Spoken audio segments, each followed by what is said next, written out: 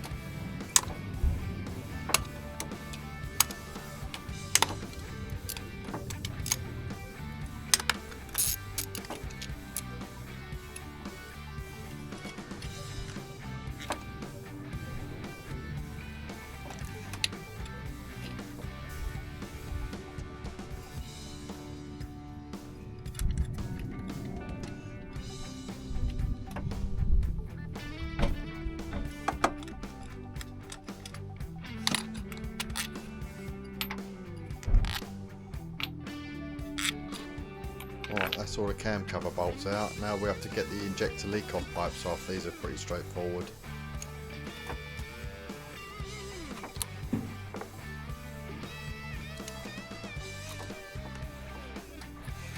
Just got to expect a little tiny bit of a spillage of diesel, because there will be a little bit in the lines, but they just pull off.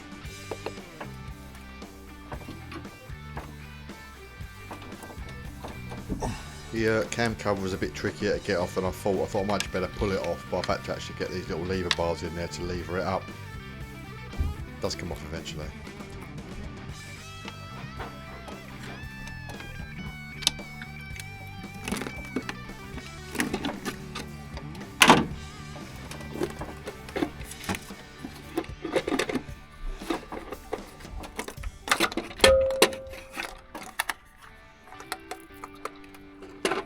Right, cam covers come off, and now we managed to get a nice close up of the valve train. I thought this was an 8 valve engine, but it's a 16 valve, and it looks like the chain drives a gear, which then drives 2 other gears to do the turning of the camshafts, which is interesting. Normally you haven't seen that before.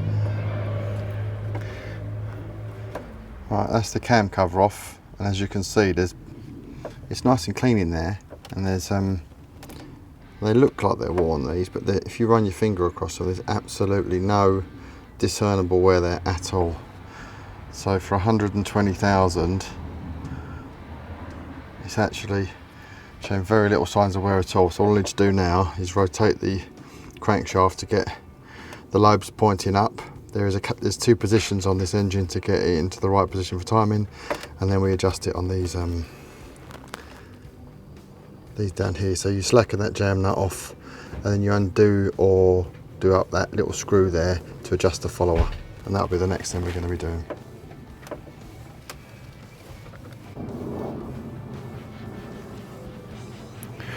Right, so now we're going to have a crack at doing the valve clearances. So they are 0.15 of a millimetre on both the intake and exhaust.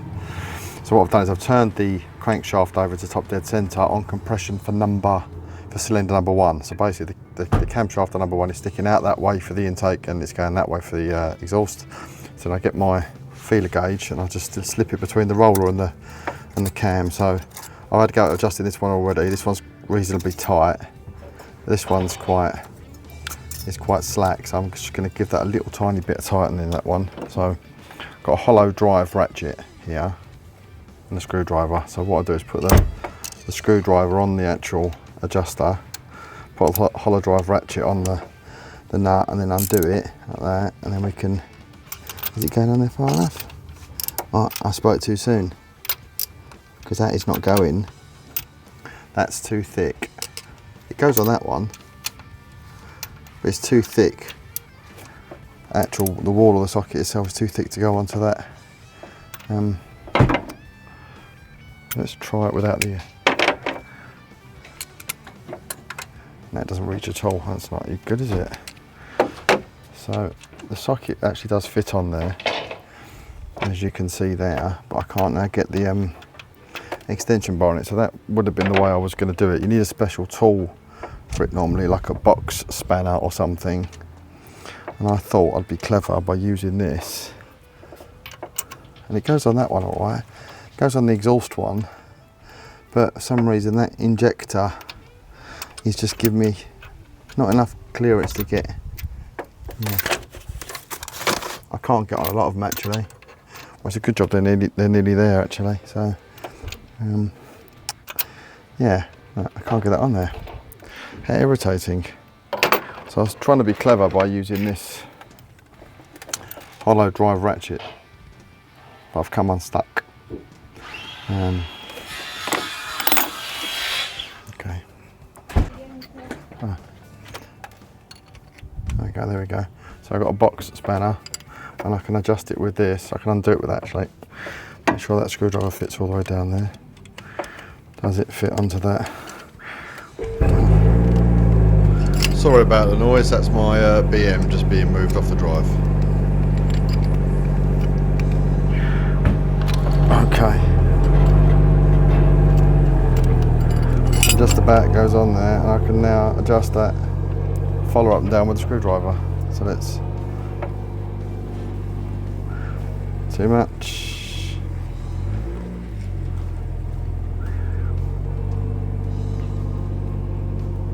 Perfect there. So if I tighten that nut back up now, hold the screwdriver dead still, double check. Perfect. Right. That worked. And I'll just do the same on this side. So just put the screwdriver on the follower. Crack the jam nut off. Get my feeler gauge in there and just give the screwdriver a little twiddle until I'm happy with the fit, the gap, like that. Good touch mark. That's it, there you go. So now if I tighten that up, it's a bit of an unorthodox way of doing it, but it seems to work all right. Let's just double check the ones I've done now, so it feels good, it's tight. That's tight. That probably needs a little bit more adjustment on that one. That's pretty loose, that one, so let's carry on.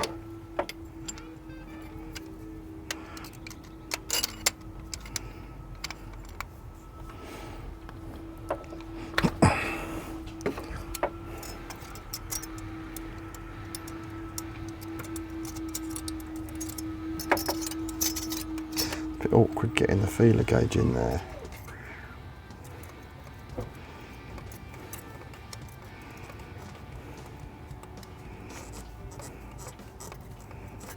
Just a little bit of drag on the feeler gauge, what I want. There you go. That's it, perfect. I hold the screwdriver in position. Do that up. Double check it.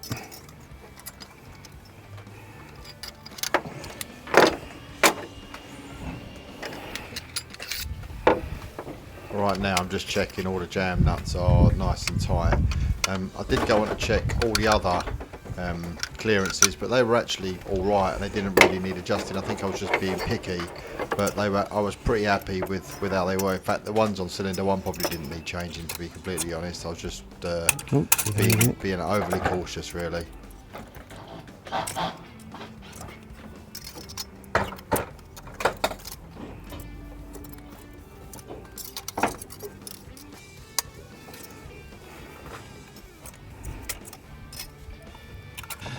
So I should be able to do 2 in that, it says, as well. That feels fine.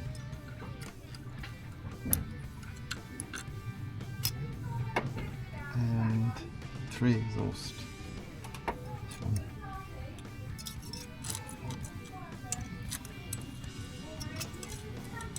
I think that's fine, that. But they're fine.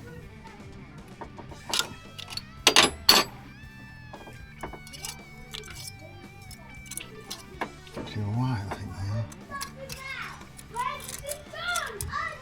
Sorry about that, that's just typical of my kids, screaming at each other and then wrecking the garage behind me. Right, I'm just rotating the crankshaft now to get the camshaft in a position for the rest of the followers to be checked. There's 2 positions in the manual, one for I think 3 cylinders and then another position for the other 2 and maybe 1 exhaust set for the other side. When I checked them, they were all actually fine. I think I didn't need to adjust them. It was just creating work for myself, so I actually left them alone. I'll give this a little clean up, as you can see. But now I've got to put these injector gaskets in. I'm not entirely sure how we're supposed to put these in here. I think they're quite tight. I had to drift them out with this brass drift here. So I might do the same to put them back in, but I don't want to damage them, so... Nope, that's not right, is it? Let's have a... Yeah, that looks good, doesn't it?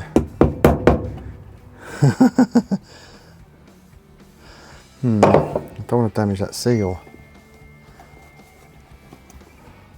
God, that looks mighty difficult to get them in there. That's going to be interesting. I'm not entirely sure I put them in there without damaging them. Because the last thing I want to be doing is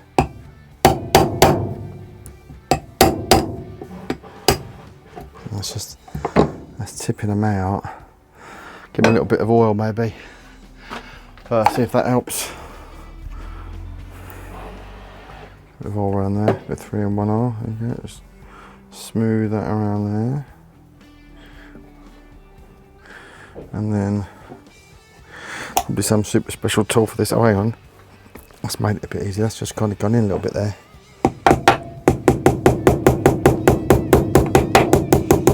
Oh look, that's a bit easier, isn't it? Bit of oil helped.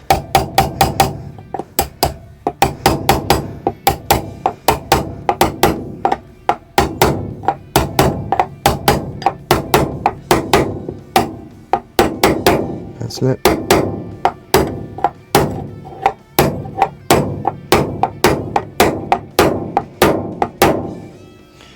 That's all the way down, isn't it? Looks like it. Give it a little safety tap in just in case.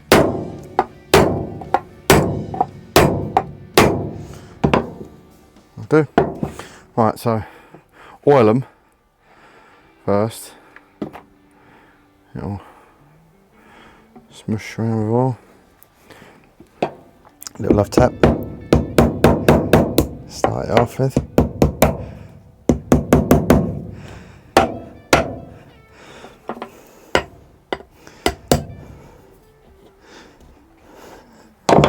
I'm sure I pushed that first one with my fingers. Oh bloody hell. Oh, it will go in with your fingers, but it's exceptionally tight, so.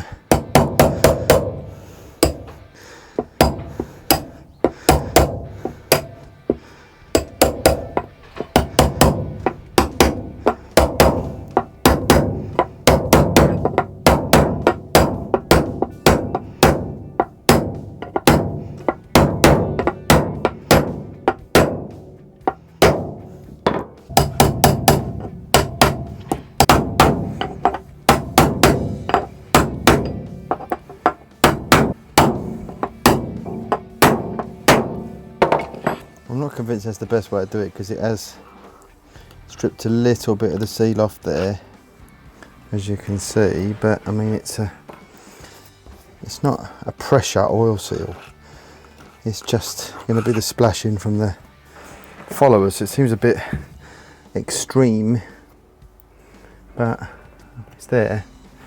Right, now the gasket, which I don't know which way it goes round, whether it goes one way or the other. Looks the same both ways, to be fair. So let's just put it into the groove. Hold on. Yeah, no, that's the right way, I think, because this is the back. No, maybe not. It goes this way, because there we go. That's a bit easier, isn't it? But easier when you put it around the right way. So it has got a correct way to put in. It's got like a little rib, like a there, which goes against the head.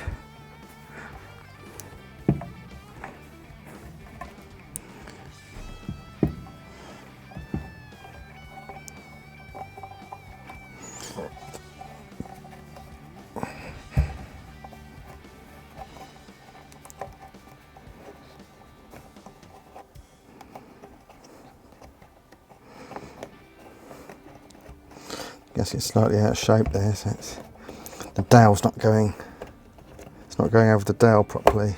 It's obviously where it's been squished in the packet.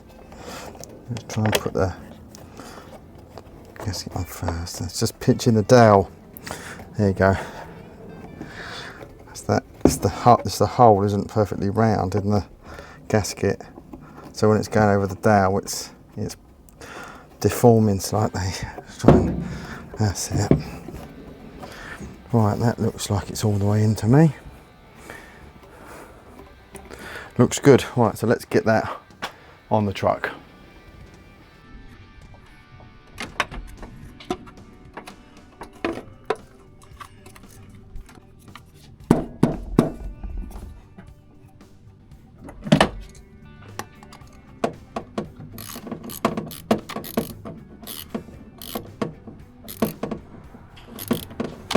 Right, I'm just going to quickly use my calibrated hand just to make sure they're all done up to the right torque, and I don't need to use a torque wrench because, yeah, my hand's been calibrated recently. As you can see there, it's quite quick. And then, yeah, that's just about it there. Perfect.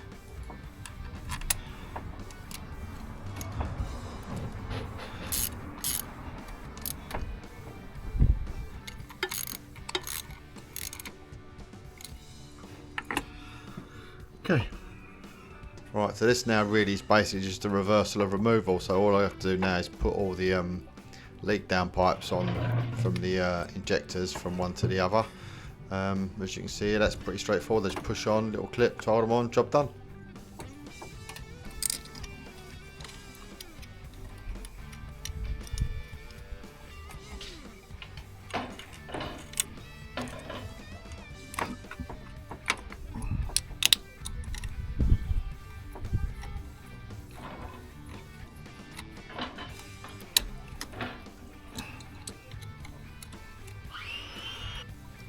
It's pretty important to plug the injectors back in because it won't run without them plugged in, so they absolutely have to be plugged in. Right, the next thing to go on is the intercooler. That literally just sits back on the bolts where it come off of, pretty straightforward, and yeah, just bolt that up and we're almost there. Quite nice, huh? Right, so the SD card on the GoPro that I had up on the bonnet there, it filled up before I got a chance to finish the job, but you can see it's all back together now. I put the cover on, but I'm just going to take it off again and have a quick look under there just to make sure there's no oil leaking out of anywhere, because I've left it overnight for the instant gasket to dry on those little half moons by the camshaft. So I'm going to whip that off, give it a quick start up and make sure there's no oil coming out anywhere.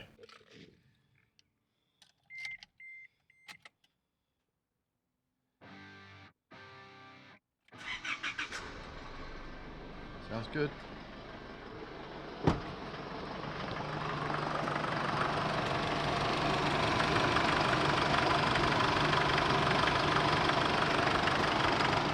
There's no oil spurting out everywhere, so that must be a good thing.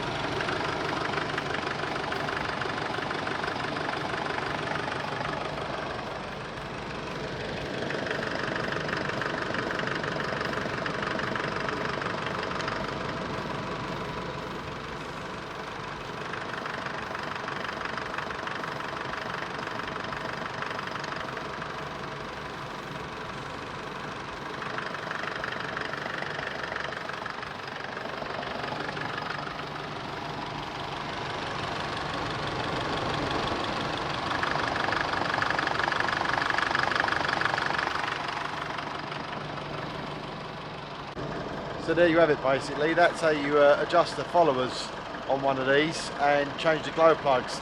The glow plugs were a lot more tricky than I thought they were going to be. I was quite pleased to see that the followers didn't actually need any adjustment, even though it's done 120,000 miles. And I don't know if they've ever been off before, that can cover, because it hasn't been to Isuzu to be serviced. It was done in an independent place. But the followers were all bang on, all the ones that I tested, and that was all but the two on the back left hand side that had a little cover over them. But I was quite satisfied that they'd been the same, because not all the others were perfect. So job's a good one. What are we up to next, you reckon? Who knows? So yeah, stay tuned, and I'll come out with another video as soon as I think up something to do. See you later. 3 weeks later. This is a little addition to the end of the video. We went on holiday before I got a chance to edit and stick that last little bit out. So while I was on holiday, somebody drove down my road and managed to crash into the back of my truck and has mangled all the bumper and a bit of the tub up and stuff, and that's obviously caused me to now consider what I'm going to do with it moving forwards. So it's all gone through their insurance, and their insurance company rang me yesterday and told me that they're going to write the truck off. They offered me a sum of money. I'm not willing to accept that, because obviously I spent a lot of time and money on the truck up till now, and it's a two-owner truck because I bought it off my father-in-law. If you want to see some of the work that I've done previously, then have a look back at the videos on the channel, and you can see some of the stuff that I did with it before now. But I've spent a lot of time and money on it, so I'm not going to just take some arbitrary trade figure to write it off. Hopefully, if they do give me a reasonable amount, I might buy it back and repair it. A friend of mine was interested in buying it, so I'll see how interested he actually is when I offer it to him, and based upon that, whether he's keen or not, I might buy it back. I did go and buy some cheapo wheels after we got back off holiday, just in case I needed to send it in for writing off, because I certainly weren't going to let it go with wheels on it that I put on it. But let me take you around the back of the truck and I'll show you what the damage is, and you can see for yourself whether you think it's a write-off. Right, so here's the damage. As you can see, it's mangled all the bumper up, smashed the light. My reversing light was actually facing towards the sky. I've managed to bend it down a bit, and I've done that so that I can still open the tailgate, because the light hit the tailgate when I opened it. Obviously there's this dent here. There's a bit of metal that's split there, and this is kind of pushed out a little bit, this bit here, just a tiny little bit. I mean, that could probably be banged back over maybe, but yeah, it's split here, which isn't ideal. It's not really going to affect how it drives. Obviously it's still a 15-year-old truck, but it's disappointing that it's got to this. So yeah, what do you think? Say down in the comments whether you think it's a write-off or not. Well, that's what it looks like at the back. I guess we'll see what we're going to do next once the insurance company make their mind up how much they're going to give me for the truck, and then I'll make my mind up as to whether I buy it back or not. I am thinking about a new project. I've been thinking about it for a little while. It might be a little bit more exciting than an Isuzu pickup. I'm not sure I'm going to get into spraying it again, because that was ag. This is the third vehicle I've done now in Raptor, and there's a lot of work involved in doing it, so I might just leave this one as it is.